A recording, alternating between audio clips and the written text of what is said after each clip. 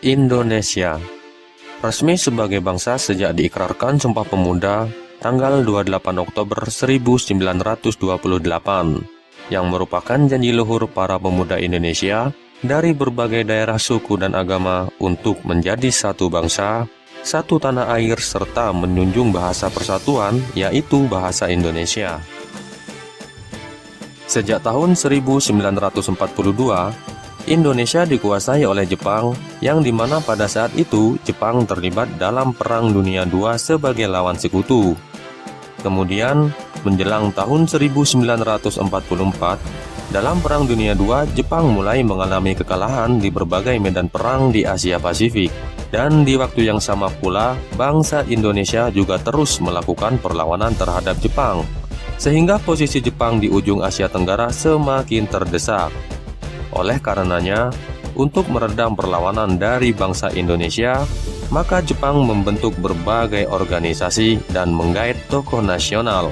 Bahkan Jepang juga memberi janji kemerdekaan yang dikenal dengan Janji Koiso, agar bangsa Indonesia bersedia membantu dan mendukung Jepang dari berbagai aspek dalam melawan sekutu.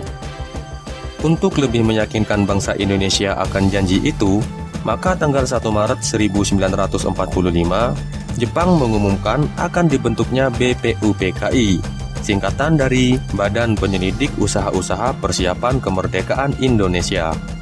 Badan ini baru terbentuk tanggal 29 April 1945, dan anggotanya mulai resmi dilantik tanggal 28 Mei 1945. Keesokan hari dari pelantikan itu, yaitu tanggal 29 Mei 1945, dimulailah sidang pertama BPUPKI yang membahas tentang landasan negara dan dasar negara Indonesia Merdeka. Sidang ini berakhir sampai tanggal 1 Juni 1945. Dalam sidang pertama BPUPKI, diisi oleh beberapa tokoh yang mengemukakan gagasannya tentang konsep negara. Sesuai kesepakatan, tokoh yang berpidato pertama ialah Muhammad Yamin. Secara lisan, Yamin mengusulkan rumusan dasar negara sebagai berikut: 1. Peri kebangsaan, 2. Peri kemanusiaan, 3. Peri ketuhanan, 4. Peri kerakyatan, dan yang kelima, kesejahteraan rakyat. Selain secara lisan, Yamin juga mengusulkan dasar negara secara tertulis yang disodorkannya kepada tim penyidik. Namun, Yamin tidak memberi nama secara khusus untuk kelima usulannya tersebut, baik yang secara lisan maupun tulisan.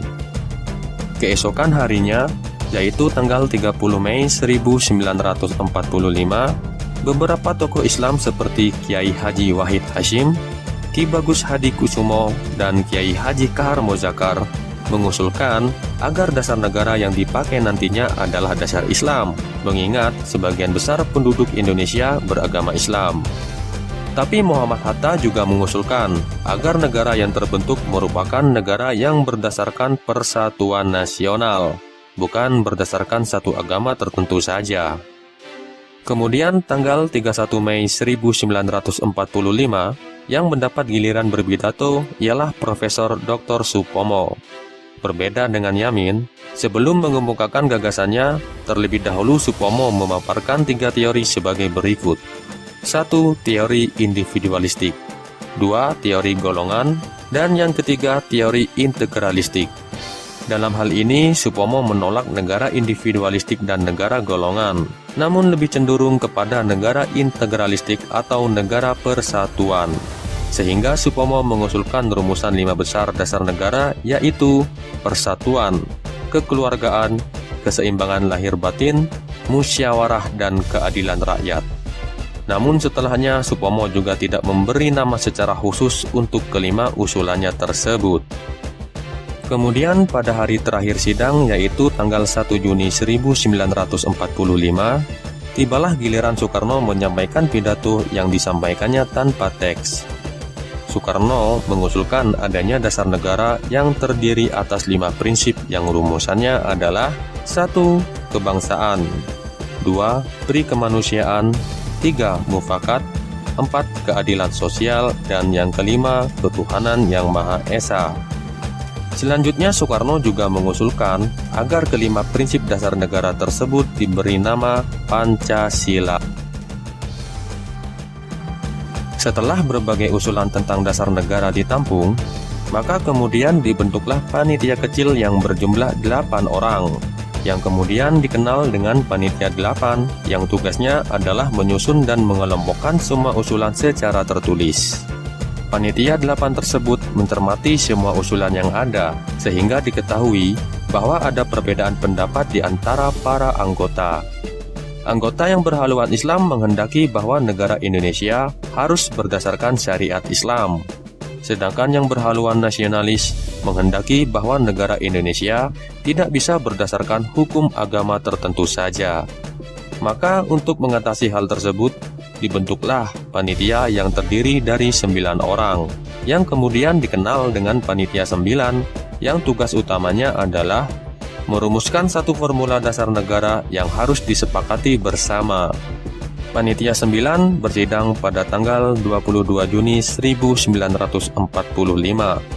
Sidang ini menghasilkan suatu naskah rancangan pembukaan Undang-Undang Dasar yang kemudian dipopulerkan oleh Muhammad Yamin dengan sebutan Piagam Jakarta, yang di dalamnya terdapat 5 pasal konsep Pancasila, di mana bunyi kelima pasal tersebut sama dengan Pancasila saat ini kecuali bunyi sila pertama.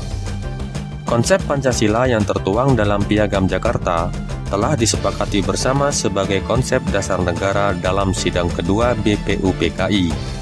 Selanjutnya, BPUPKI dibubarkan karena dianggap sudah selesai dalam menjalankan tugas. Kemudian tanggal 7 Agustus 1945 dibentuklah PPKI, singkatan dari Panitia Persiapan Kemerdekaan Indonesia. Tugas utama PPKI adalah mempersiapkan segala hal yang berkaitan dengan kemerdekaan Indonesia, serta membahas kembali dan mengesahkan rancangan Undang-Undang Dasar dari BPUPKI. Panitia ini direncanakan akan bersidang pada tanggal 16 Agustus 1945. Namun sehari sebelum sidang yang direncanakan itu, melalui siaran radio, Kaisar Hirohito menyatakan bahwa Jepang menyerah tanpa syarat kepada sekutu, dan juga menyerahkan daerah jajahannya kepada sekutu termasuk Indonesia. Dengan begitu, terbukti sudah bahwa janji manis Jepang untuk memerdekakan Indonesia hanyalah akal-akalan belaka. Sementara itu, pihak sekutu memberikan mandat kepada Inggris untuk melakukan pelucutan senjata terhadap Jepang. Namun mandat itu tidak segera dilakukan oleh Inggris.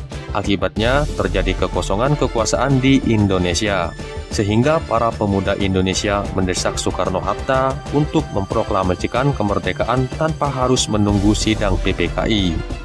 Dan akhirnya tanggal 17 Agustus 1945, Soekarno-Hatta sebagai wakil bangsa Indonesia mengisi kekosongan kekuasaan itu dengan proklamasi kemerdekaan Indonesia. Namun tanpa diduga, beberapa jam setelah proklamasi kemerdekaan, masyarakat Indonesia Timur mengajukan keberatannya kepada Muhammad Hatta. Mereka berkeberatan dengan pencantuman 7 kata pada sila pertama, bahkan mengancam akan keluar dari NKRI jika 7 kata itu tidak dihapuskan, karena menurut mereka kalimat itu merupakan bentuk diskriminasi terhadap kelompok minoritas. Keesokan harinya, tanggal 18 Agustus 1945, diadakan sidang pertama PPKI. Namun 20 menit sebelum sidang dimulai, Hatta mengadakan pertemuan dengan anggota PPKI lainnya yang juga merupakan tokoh Islam. Di antaranya adalah Ki Bagus Hadikusumo, Kiai Haji Wahid Hasyim, Kasman Singodimedjo, dan Teuku Muhammad Hasan. Pertemuan ini dimaksudkan untuk membahas tentang penghapusan 7 kata pada sila pertama. Demi menjaga persatuan dan kesatuan NKRI yang baru saja berdiri, dengan kebesaran jiwanya, para tokoh Islam Indonesia ini merelakan dihapuskannya 7 kata sakral dalam Piagam Jakarta tersebut, yang kemudian digantikan dengan kalimat Ketuhanan Yang Maha Esa, yang merupakan redaksi yang diajukan oleh Ki Bagus Hadikusumo. Dan selanjutnya diselenggarakanlah sidang pertama PPKI yang menghasilkan beberapa keputusan, yaitu pengesahan Undang-Undang Dasar 1945 sebagai konstitusi negara, yang di dalamnya terdapat Pancasila yang sudah direvisi sebagai dasar negara. Dalam sidang ini juga diputuskan tentang pengangkatan Soekarno sebagai presiden dan Muhammad Hatta sebagai wakil presiden, serta memutuskan pembentukan Komite Nasional. Penetapan Pancasila tidak serta-merta terjadi begitu saja, melainkan melalui beberapa proses dan harus disepakati bersama oleh beberapa tokoh nasional dari berbagai daerah, berbagai suku, berbagai agama, serta berbagai pemikiran.